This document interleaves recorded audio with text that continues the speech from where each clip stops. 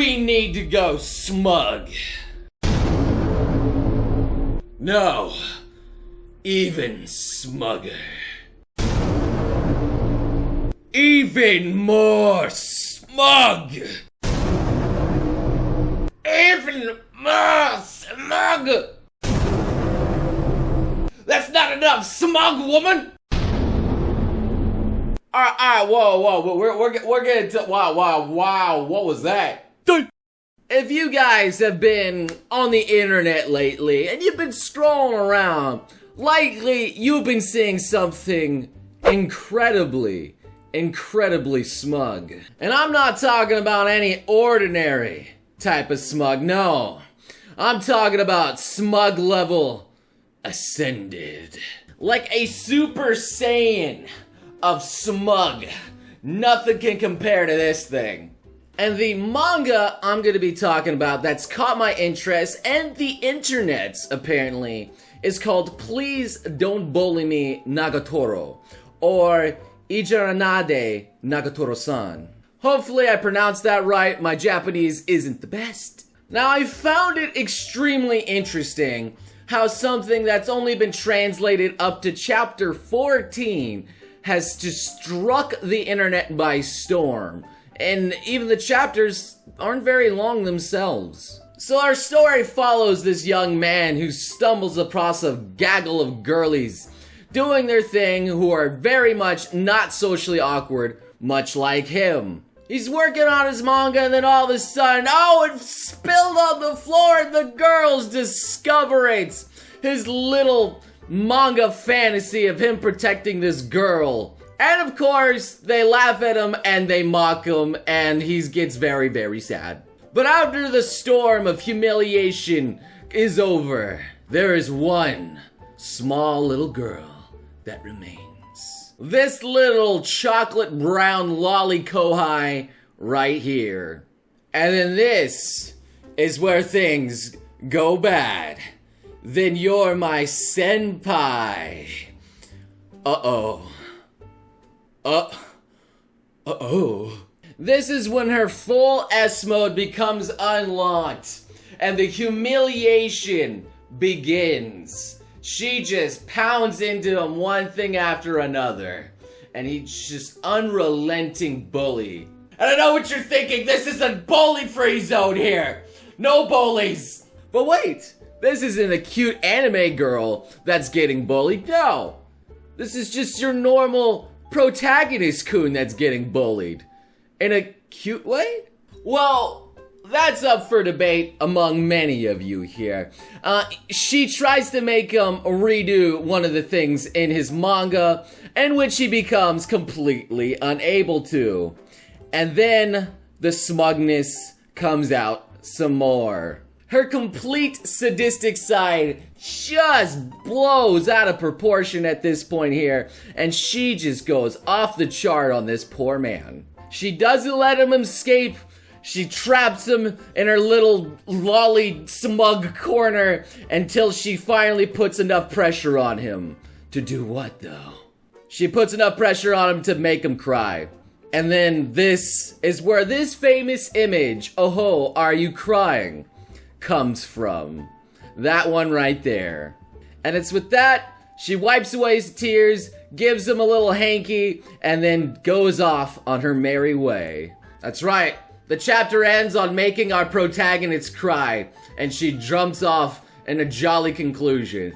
What a start to a riveting story. Bullying little senpai is what's going on. That's literally the story of this entire manga.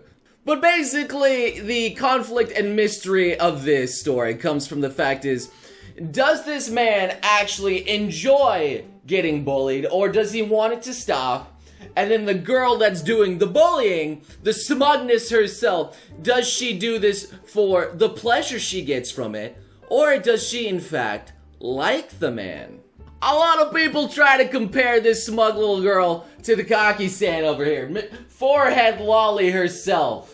And while they do share many similarities, being mostly about these two characters, boy and girl, and their love relationship between one another, There's a definite, clear difference going on in this manga as opposed to Skill Teaser Tagaki. In Tagaki, the pranks are very, very much lighthearted and don't cause any harm, while in this one here, she's just straight up bullying the poor guy. Straight up bullying. Also, the fact that this dark-skinned lolly girl is a little bit more lewd than Tagaki, that's for sure. And honestly, I'm just gonna say, as I read further and further on into it, for some reason, I kept reading. I actually found it extremely engaging, even though I typically am not a fan of bullies, as they say. And by far, this girl is as bullying as they get, man. This girl is beyond like Kazuma bully to Aqua. But anyway, now that we know about Please Don't Bully Me, Nagatoro, I think it's about time we learn about where it came from. It was originally a webcomic, and in the webcomic, Nagatoro-san was just straight up, just actual, relentlessly bullying the main hero there. Alright, she was just not kind whatsoever, no other hidden motive. However, our little author of such said bully webcomic, Mr. 774 Nanashi-san, intended just to be a full-up straight bullying this hero guy. Until Naruhina was confirmed canon. And then he started making some said doujins about Naruhina that were extraordinarily vanilla. And then he has been stuck on vanilla ever since. And so, Nagatoro-san, the smug lolly herself, has become an ascended tsundere. I'm just going to say that. Just an absolute ascended tsundere. Some tsundere that we have never seen the like before. The power of vanilla, especially of the most vanilla couple, Naruhina, is strong.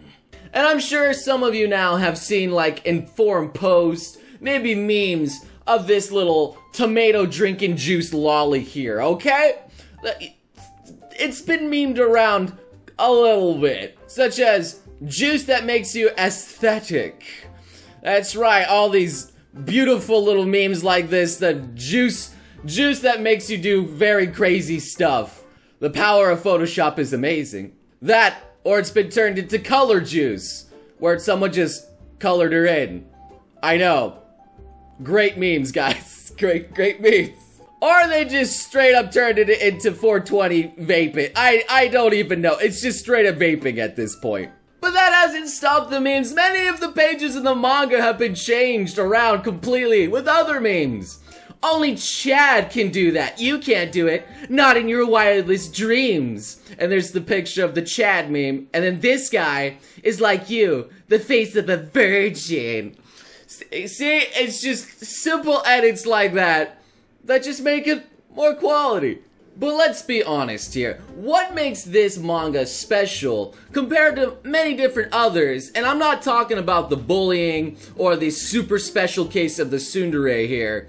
I'm talking about the faces. The actual reactions are just so over the top and well done. There's just something that draws you in to this smug, dark-skinned lolly. Just something about her that it's just appealing somehow. I don't know what it is. Just even her sitting down being normal. It's the power of smug. It's the power of the smug. But to illustrate my point further, a very powerful page of the manga is just this right here, where she's staring at her with these wild eyes, but she feels bad, and he's like kind of not sure what he wants to do, but then bam, she gets on it, and she's like, okay, I like where I'm going. It's just the looks and the tells and what you're trying to assume that makes it very interesting. It's you filling in the blanks of what's going on. That and some looks such as this are just so incredibly humorous and memeable. It's just these simple actions in the manga that kind of walk the line between bullying and love. It's kind of just right down the middle. Like just poking the nipples. Just poking her poking his nip. I don't make this manga up, man. This stuff is just what happens. So what do you guys think of our smuggest dark-skinned lolly chan over here? Do you think she's cute? Or do you think she deserves to be thoughtified and begone? I don't know. I'm honestly walking the line myself here, and I'm still kind of curious of where the story's gonna go. Still, I'm curious to hear your thoughts and opinions on the matter. Please leave them below in the discussion. And if you guys have more memes and things you want to make of this too, well then, feel free. But for now, thank you guys so much for smugging it up with me. And I hope to see all you beautiful sons of guns again next time. You crazy mother...